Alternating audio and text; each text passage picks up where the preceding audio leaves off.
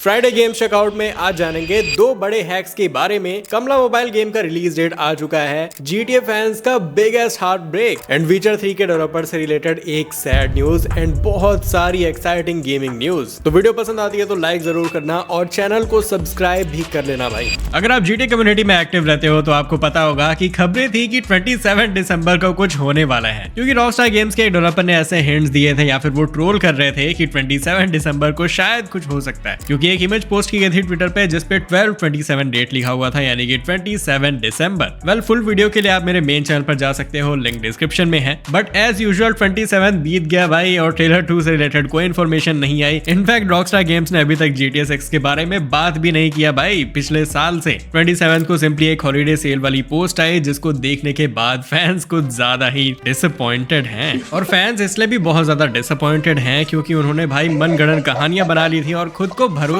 दिला लिया था कि 27 को सच में कुछ हो सकता है। सारी चीजें परफेक्टली अलाइंड थी। रॉकस्टार गेम्स के डेवलपर का नोट, गूगल मैप पे वो सारे लोकेशंस और क्या कुछ नहीं था भाई, पूरी लिस्ट अवेलेबल है रेडिट पर। लेकिन मुझे समझ में नहीं आ रहा कि आखिर लोग नाराज क्यों हैं इस चीज को लेकर, क्योंकि ये तो बस एक थ्योरी थी ना। और इसके बाद यूट्यूबर्स को भी काफी क्रिटिसिज्म फेस करना पड़ रहा है, जो कि थोड़ा ठीक भी है क्योंकि मुझे लगता है अभी GTA 6 का कंटेंट कुछ ज्यादा ही हो गया है भाई। एंड अब मुझे लगता भी नहीं है कि रॉकस्टार गेम्स इस साल कुछ भी पोस्ट करने वाले हैं GTA 6 को लेकर। और ऐसा क्यों है इसके ऊपर मैंने एक वीडियो ऑलरेडी बना रखी है। बाकी हाँ, इस थ्योरी के बाद से मुझे अच्छी चीज ये लगती है कि फैंस भी थोड़े कम इंटरेस्टेड होंगे GTA 6 को लेकर, जिससे फायदा ये है कि GTA 6 पे कंटेंट भी कम बनेगा और फेक न्यूज कम फैलेगी। लेकिन हाँ, 25 को कुछ बहुत ही खतरनाक हुआ। क्रिसमस के दिन GTA 3 के पुराने डिजाइन डॉक्यूमेंट्स लीक हो गए हैं और ये दिखा रहे हैं कि रॉकस्टार के प्लान्स कितने एडवांस थे इवन इन 2001। ये document GTA forum user Frankie Liberty ने शेयर किए ताकि लोग इस इन्फो को फ्री में एक्सेस कर सके बिना किसी पैसे को दिए। तो बात करते हैं डॉक्यूमेंट्स में क्या क्या रिवील हुआ। सबसे पहले तो है फैक्शन सिस्टम, प्लेयर गैंग्स के साथ मिलकर खेल सकते हैं। Skill upgrades,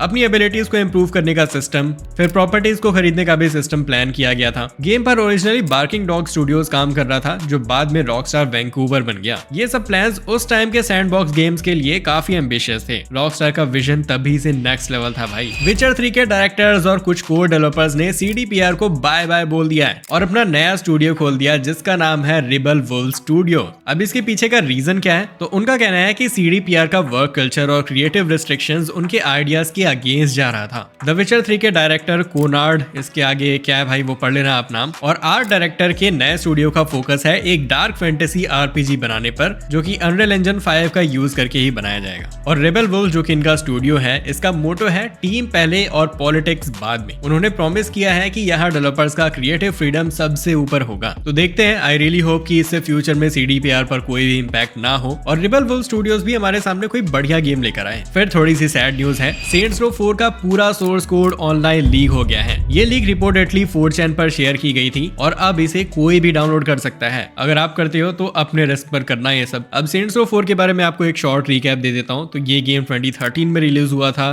for PS4, Xbox One और फिर बाद में इसे Nintendo Switch पर भी पोर्ट किया गया, जिसका नाम था Saints Row 4 re-elected. And you know, ये गेम GTA जैसा ही होता है लेकिन मच क्रेजियर। तो बात करते हैं आखिर इस लीक से होगा क्या। तो गेम के सीक्रेट्स और इनसाइट्स मिल सकते हैं इससे। दूसरे कंपनीज एग्जैक्टली सेंट्स रो 4 जैसा गेम बना सकते हैं with different story, same graphics, या फिर इससे भी बेटर बनाया जा सकता है। और फ्री में अवेलेबल है तो बड़ी बड़ी कंपनीज इसका यूज कर सकती हैं। इवन इंडी डेव्स भी यूज कर सकते हैं, जो कि कहीं ना कहीं खराब है क्योंकि बहुत सारे डेवलपर्स ने काम किया होगा इस गेम के ऊपर। लेकिन वहीं पे मॉडिंग और फैन मेड प्रोजेक्ट्स के लिए नए चांसेस खुलेंगे, जैसे कि क्या पता फैंस इसका रीमास्टर्ड वर्जन ही रिलीज कर दें या फिर इसे अनरियल इंजन 5 जैसे प्लेटफॉर्म पर पोर्ट कर दे भाई। मुझे नहीं पता, बहुत ज्यादा क्रेजी आइडियाज हैं ये, मुझे नहीं मालूम ये हो सकता है या फिर नहीं, लेकिन सोर्स कोड के मिलने के बाद कुछ भी पॉसिबल है। कुछ फैंस यहाँ पर खुश हैं तो कुछ बोल रहे हैं कि सेंट्स रो 1 और 2 का भी सोर्स कोड नहीं मिला हमें। GTA 6 फैंस का मजाक भी उड़ रहा है कि सेंट्स रो 4 का सोर्स कोड लीक हो गया पर GTA 6 का ट्रेलर अभी तक नहीं आया। PS5 एक्सक्लूसिव स्टेलर ब्लेड और mobile game goddess of victory के बीच में एक क्रॉसओवर इवेंट अनाउंस हुआ है। इसमें स्टेलर ब्लेड की प्रोटैगनिस्ट ईव एक प्लेएबल कैरेक्टर होने वाली है।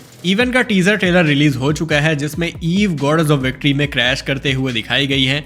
हालांकि अभी बस टीजर ही आया है, देखते हैं फ्यूचर में रिलीज डेट क्या होने वाली है इसकी। एंड फाइनली गाइस, माइक्रोसॉफ्ट को होश आ गया है, वो एक नए हैप्टिक मोटर पर काम कर रहे हैं जो फ्यूचर एक्सबॉक्स कंट्रोलर्स में देखने को मिल सकता है। ये बात एक रिसेंटली फाइल्ड पेटेंट के जरिए पता चली है जिसको टेक फॉर गेमर्स ने डिस्कवर किया था। तो आखिर इस नए कंट्रोलर में होगा क्या? तो नए हैप्टिक मोटर्स मूवेबल होंगे जो कंट्रोलर के हाउसिंग के अंदर डायनामिक वाइब्रेशंस क्रिएट करेंगे, जो कि मुझे PS5 के डुअल सेंस जैसा साउंड कर रहा है, बिल्कुल एग्जैक्टली वैसा ही साउंड कर रहा है। ये सिस्टम दो अलग टाइप के वाइब्रेशंस दे सकता है जिससे गेम प्ले और ज्यादा रियलिस्टिक और इमर्सिव लगेगा। डिजाइन को इस तरीके से बनाया गया है कि ये कॉस्ट, वेट और एनर्जी कंजम्पशन को कम करे। तो ये अपग्रेड PS5 के डुअल सेंस कंट्रोलर का जवाब लग रहा है जो अपनी एडवांस हैप्टिक फीडबैक के लिए काफी पॉपुलर है। ये नए मोटर्स माइक्रोसॉफ्ट के अपकमिंग सिबाइल कंट्रोलर्स में हो सकते हैं जो अगले Xbox हार्डवेयर जनरेशन के साथ लॉन्च हो सकता है। एंड यस, माइक्रोसॉफ्ट ने अभी तक इसकी रिलीज डेट कंफर्म नहीं की। मेरा बस क्वेश्चन यही है कि नेक्स्ट जनरेशन का वेट क्यों, जब ये करंट जनरेशन के साथ लॉन्च हो सकता है तो? वेल, अगर लेट आता है तो मैं एक्सपेक्ट करूंगा कि इसे PlayStation 5 के हैप्टिक फीडबैक से बेटर होना चाहिए। वॉल्व का next gen Steam controller 2 code name IBEX जल्दी मास प्रोडक्शन में जा सकता है।